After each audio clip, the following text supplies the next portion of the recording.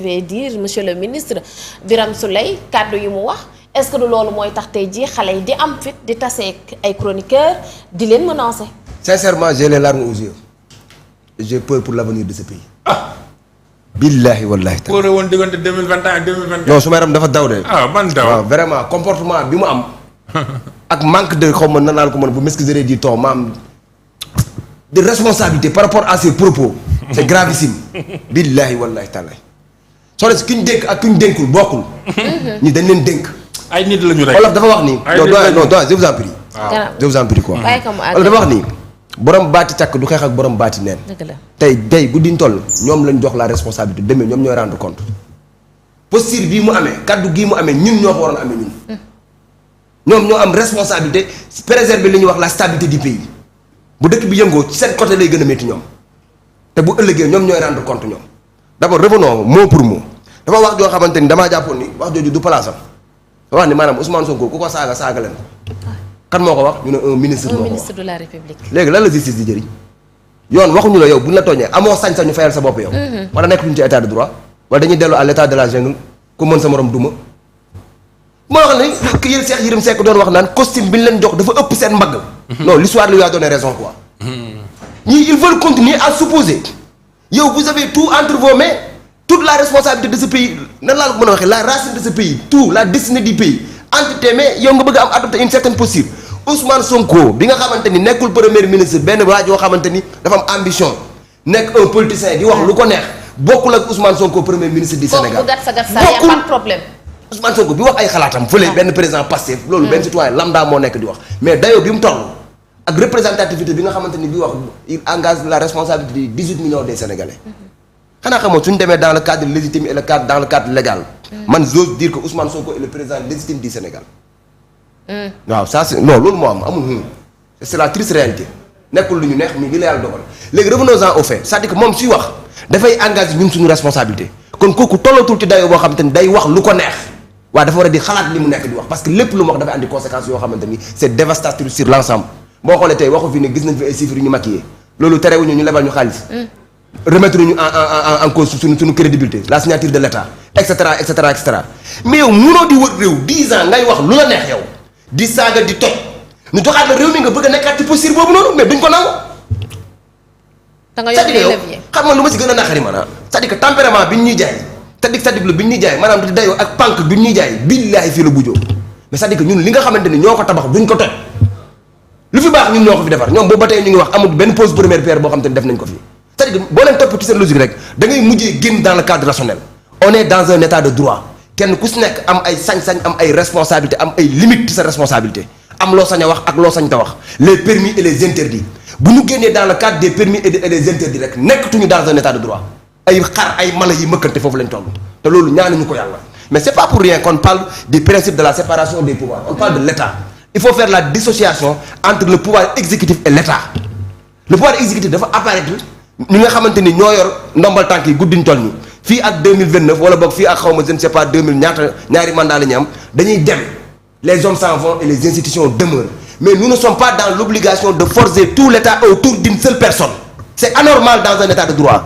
bi Sénégal di judd Pastef amul Pastef dina dee bàyyi fi Sénégal c'est ça la triste réalité et ce qui me fait encore plus mal soo leen déggee ñu wax ñoom da nga yaakaar ni le Sénégal est né avec l'avènement de Pastef da nga yaakaar ni le Sénégal est né avec des hommes intègres avec l'avènement de Pastef c'est comme si tout ce qu'il y a de bon dans ce pays c'est avec Pastef ku ànd ak ñoom xut bu zamal nga wàlliw nga anbiyaay nga nit ku baax. mais dañu andi beneen changement beneen politique. un nouveau Sénégal non non je vous en prie non doyen non soxal sama. non xaar ma ñëw rek xam nga caaxaan baaxul. te olof dama wax ju am solo ku jaaxaan di saw balaa kenn di tooy yaa ngi njëkk tooy réew mi bàyyi kenn moomu ko bu m'excuserez du terme non c'est-à-dire non xam c'est-à-dire ci état de droit la ñu nekk nañu respecté wante. nañu joxante cër nañ teg les points dans les i. mais lan mooy ndeyu nit koo xamante ni moom am na sañ-sañu moom wax lu ko neex moom bu fekkoon tey jii man Cheikh Tidiane nekk ma premier ministre nekk ma directeur amul benn responsabilité mais ngay considérer c'est un citoyen lambda qui parle qui dit son point de vue mais le premier ministre le chef du gouvernement lui mu toog mu ne gouvernement bi doxul mu ne ñi ngi fi teg ils ne sont pas compétents kan moo leen fa teg où est sa responsabilité dans tout ça gis nga Adja je vais vous dire une chose te li may wax ni ça dépasse largement la personne de Ousmane Sonko ñun ñëpp Sénégal moo ñu transcendé si nous sommes c'est parce que le Sénégal est kenn ku si nekk ñun da nga am responsabilité apporter ta pierre à l'édifice national ci li nga xamante ni mooy demale réew mi kanam te dafa wax yu garaaw wax yoo xamante ni damaa jàpp ni ba mu koy wax dafa wax de manière émotionnelle bàyyi ci xel léegi dañu war a ñu ne administration xaw ma Sonko xaw ma administration passive. waaw dañuy delluwaat sur le phénomène de l'état parti. ñun ñoo ko wutandoo. ñun ñoo koy gouverner ndoo. waaw léegi ana appel à la candidature bi ñu waxoon. en fait ak li ñu mës ana changement yi ñu waxoon li ñu mës a prôné. li ñu mës a prôné la patrie avant le parti. la patrie avant le parti ñu ne képp koo xamante ni am na ndombal tànk bi wala koo xamante ni peut-être place am ma nga fa li ñu naan l'homme qu'il faut à la place qu'il faut. merci beaucoup l'homme qu'il faut à la place qu'il faut. ñu ne lépp loo xamante ni ñëpp ko bokk ñëpp jot ci lu ñëpp bokk ñëpp jot ci. waaw gars yi ils nous ont vendu des rêves des illusions. xoolal ay wax rek ay slogan rek ay slogan rek rupture amul. boo wax ma rek benn point boo xamante ni gis nga fi mu nekk rupture amul dans ce pays y a pas de rupture li amoon moo fi nekk ba tey waa ji daf may neex ñu defal ko promotion waa ji naqari ñu jël ko affecté ko Kédougou Tambacounda sous forme de sanction. ñaata magistrat gis dañ jël tëmbal ci àll ba ci ban base parce que jàppoon nañu ñi ñoo porté tey li nga xamante ni moo tax tey moom candidature am doxul état de droit du doxee noonu c'est-à-dire que la loi elle est d'ordre général et impersonnel c'est-à-dire que dañuy caaxaan baaxul waruñu jël suñu lépp ñu tënk ko autour d'une seule personne ñu façonné ko en fonction d'une seule personne je te pose une seule question yàlla yéex yàlla naa ko njëkk dee Ousmane Sonko xëyoon dee tey dee ko yor yàlla moo ko yor mais duñ bàyyi xel loolu est-ce que léegi ñun dañoo waroon jël lépp jël machine judiciaire bi jël état bi yëpp couronné ko façonné ko en fonction d'une seule personne selon moom ay bëgg-bëggam mënoo xëy rek nelaw ni naasement mu jaaree fi ñibbi yàlla naa ko njëkk dee du lu ma ko yéenee je donne juste un exemple léegi bu xëyoon feebar mu nekk dans l'incapacité de pouvoir servir ñu war ko évacuer France pour 3 mois wala pour 6 mois yàlla naa ko njëkk feebar lépp lu ma ko yéene yàlla jiitu ci man est-ce que vous comprenez li ma nekk di la wax léegi est-ce que kon nit ki moo ñu intéressé wala institution bi moo ñu intéressé il faut que ñu def dissociation boobu noonu Ousmane Sonko ku am papa ak yaay juddoo xaw ma fan ak fan yor ay njabootam bu yorul woon suñu alal bu yorul woon suñu réew bu daañu woon suñu réew duñu wax ci moom ñaata nit dafa nekk directeur di ñibbi directeur Sonatel nu mu tudd da nga ko xam directeur SDE nu mu tudd directeur yeneen société da nga leen xam xamuñu leen ils font leur travail ils rentrent chez eux mais yow yaa taxaw wax sénégalais tu as un livre qui s'appelle la solution ayant l'ensemble des solutions par rapport à nos maux de 60 à nos jours or ce livre il est à l'origine de tous nos maux même. Ah bon?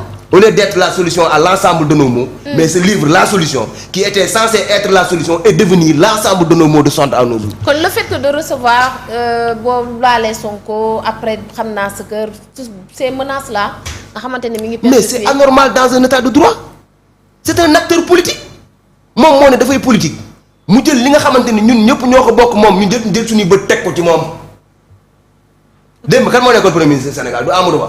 ci moom lañ doon wax. da ngaa dégg te ñu wax ci Amadou Ba. parce que yoratul léegi kon du jëmmi Ousmane Sonko bi moo ñu intéressé. il faut faire la différence entre la nature et la fonction. non man 5 minutes rek laa wax c'est la différence qu'il faut noter au niveau de la fonction et de la nature. léegi nag ñoom baat bi mu wax mu ne Ousmane Sonko nit la koo xamante ni mënuñu ko tax c'est-à-dire que il agit par émotion c'est ce qu'il vient de dire li mu yëg lay wax li mu sentir lay def. mel ni benn waaye bu nekk këram njabootam wër ko doom toogal doom jugal ñun suñu bàyyi mi ñuy jox dépense des fois ñu ne paa bi dafa soof te bu tey woon loxoom ñu dee. dama paa bi laaj ceebu jën njaboot gi bëgg suppu kànja c'est ça gis nga bu ñuy wax la démocratie c'est la divergence d'opinion. nit day wax jaar gauche kii wax jaar droite kenn ku si nekk nga may ko cadre d'expression. su ñu amee cadre d'expression loolu mooy permettre le rayonnement de la démocratie. mais tout ne doit pas tourner autour d'une seule personne. d'accord. loolu.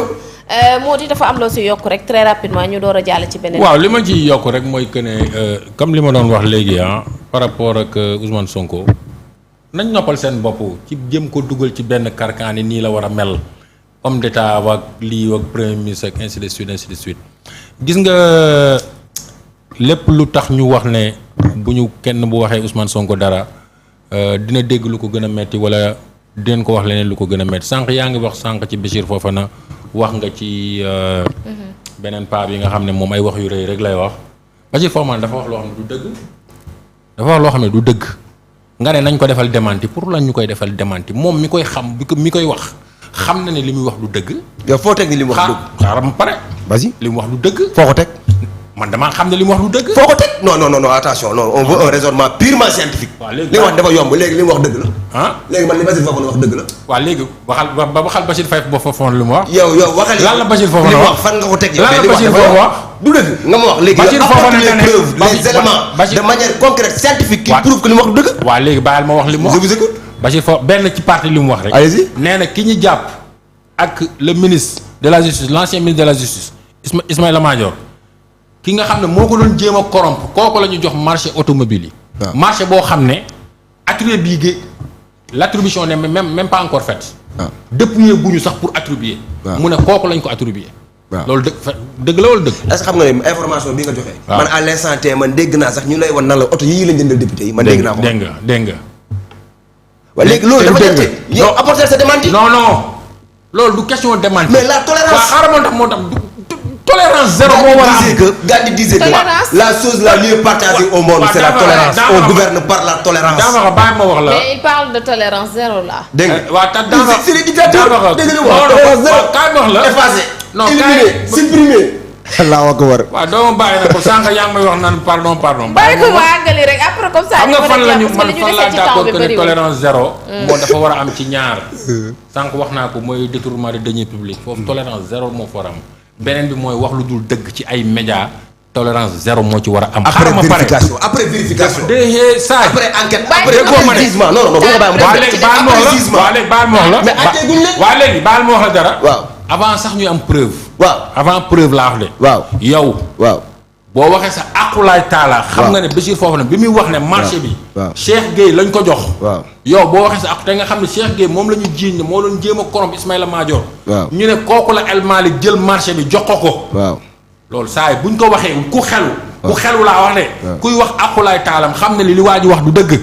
waaye ban preuve nga andi laa la wax. du dëgg non ba tey andi woo preuve du dëgg la dama ay preuve ak leneen. tes preuves yow. waaye déggoo ma xanaa du ay preuve ak leneen. waaw moom mi koy wax xam ne wax li muy wax du dëgg. léegi yow xaar ma pare bàyyi ma yeggali. mais amenti non non bàyyi ma yeggali. waaw. moom mi wax xam ne li muy wax du dëgg. ñi koy déglu xam ne li muy wax du dëgg. moom xam na ne ñi koy déglu xam nañ ne moom li muy wax du dëgg. où sont les preuves. déglu ma pare xaar ma pare rek. te moo ngi continuer di ko wax gis nga Sénégal gii ñu nekk nii dafa jeex nit di jël lu ko neex di ko teg ci kay doomu aadama gis nga Ousmane Sonko lan moo tax ma ne il est cash ci biir campagne électorale la ñu nekk ñu attaqué ay partisans am ñuy wane ci ay vidéo ñu dóor leen jaasi fekk leen fi ñuy liggéeyee ci lenn rek caravane romb Sonko ñooñu mer wàcc attaqué leen xeex ak ñoom dóor leen dàq leen dugal leen seen biir boutique ba ñu wane ci image ku ñu dóor jaasi ci Sonko ñu waxati Dakar fii mu amati beneen classement mais lan la def en tant que président de Pastef ci biir campagne bi la nekk moment boobu casquette wu premier ministre am mais summi na ko président Pastef la moment boobu il s'est plaint devant le ministre de la justice et devant le ministre de l'intérieur te pourtant wax la dëgg xaaral ma pare danfaxa bi nga may wax doguma la et pourtant ñëpp xam nañ ne bu fekkee dafa sol casquette wu premier ministre moom mooy seen kilifa te rappelé na leen ko bu ko neexoon du ko wax ci kaw. yooyu moo doon am Sénégal bu njëkk ba premier ministre day toog fi mu toog woo ministre de la justice ne ko defal ma lii kii defal ma lii il n'est pas comme ça. d'accord te mënoo leen wax ba mu mel noonu. ok Ousmane Sonko bii ni mu mel nii ñun noonu lañ ko bëggee. bàyyi leen ko mu mel nii maintenant nag li ngay wax naan dañuy sanctionné ñoom ñooy rendre compte bu ñu yeggee 2029 yaa xayti sénégalais sanctionné sénégalais def li ñu bëgg. beneen bi yaa ngi wax naan suñu livre solution bi moom moo nekk le mot de tous les sénégalais. gis nga booy dem di jëli nguur da ngay wax li nga xam ne moom nga bëgg a def ak nan nga koy defee c'est la première fois un opposant ñëw dans le landerneau politique dans l'arène politique def une proposition ba tënk ko ci téere loolu mosul am Sénégal. d'accord c'est une première beneen bi mooy ñun la moo tax ñuy nit ñi di am impression que ne ñun dañoo jël pouvoir bi rek Sénégal bu bees am Sénégal bu bees tàq moo am en 2024. ñun façon bi ñu jëlee pouvoir bi di jëlee wuñ ko comme yeneen ñaxa de. Abdou Diouf dañ ko déglu ba pare rek Abdou Diouf. dañ ko paas. Laay Wade dañu ànd ak moom ñun nekk xale di ànd ak moom muy daw ñu topp ci mbedd yi di xeex ba mu jël ko. ñu demaat ci kii contexte ñëw mu jël ko Macky Sall. ñun dañoo teg lu metti ñu koy xeex pendant des années. de 2019 à 2024 ñoo ngi ci terrain bi di xeex. bàyyiwuñu ñu teg ñu loxol jël tout le pouvoir de l'État. jël machine état bi teg ko suñu kaw. d'accord ñuy xeex ak sénégalais ànd ak ñun ba ñu jël le pouvoir. maintenant nag man je suis de ceux qui dans Pastef veut qu'on gouverne en tant que des patriotes man wóoluwuma keneen ku bokkul Pastef. man Mody Gadiaga. am nga si droit. man Mody Gadiaga wóoluwuma keneen ku dul ku bokk Pastef. puisque man conviction moo ma dugal Pastef. damaa dégg benn nit di wax loo xam ne yàgg naa ko di ko jooy sama biir xol ma dégg nit mu wax ko en 2016 ma ne kii moom laay topp kii même bu ma deful politique dinaa dem jàppale ci ko. d'accord finalement en 2017 on s'est retrouvé à entrer dans le parti pour structurer la base. pour def liggéey bi nga xam ne moom la ñu war a def. maintenant. pour revenir rek c'est juste pour dire que ne Sonko ku ko laal di nga ñu laal ñun patriotes yi. te boo ñu laalee ñun patriotes ñëpp xam nañ patriotes ni ñu mel dañuy réagir te bu ñu réagiree ñenn ñi dañu réaction bi dafa ëpp ñun suñu réaction moo metti rek mais ëppul. waaw ëppul puisque ku laal suñu kilifa ñu laal la c'est juste ça ñun nekkuñu ci di neexal kenn nag. maanaam ni ngeen jëlee pouvoir bi noonu ngeen di gouverner ci gatsa. non defal naa gatsa bi moom moo nekk di gatsa bi moom day ñëw tuxuwul dañ koo teg de côté. ok tuxuwul de. ku laal suñu leader. dañu dal sa kaw ngeen defante ak non amul demal ma ñu loolu déggoo ma nekkuñu du question ak ci defante. ñun li ñuy def instant bi nii régime bi li muy liggéey. pour Sénégal dem kanam gis nga li ñu fi fekk. am na nu ñu doon doxale tuuti. jàppoo ne on a d'autres chats à fouetter. ñoo ngi koy fouetter ces chats là on est en train de les fouetter. ñoo ngi koy fouetter bu baax sax. Sénégal fi ñu ko fekk bu ñu defuloon ndànk Sénégal da doon surux. Sénégal da doon surux. d'accord léegi ñu jeexalee par rapport déjà ak li nga xamante ni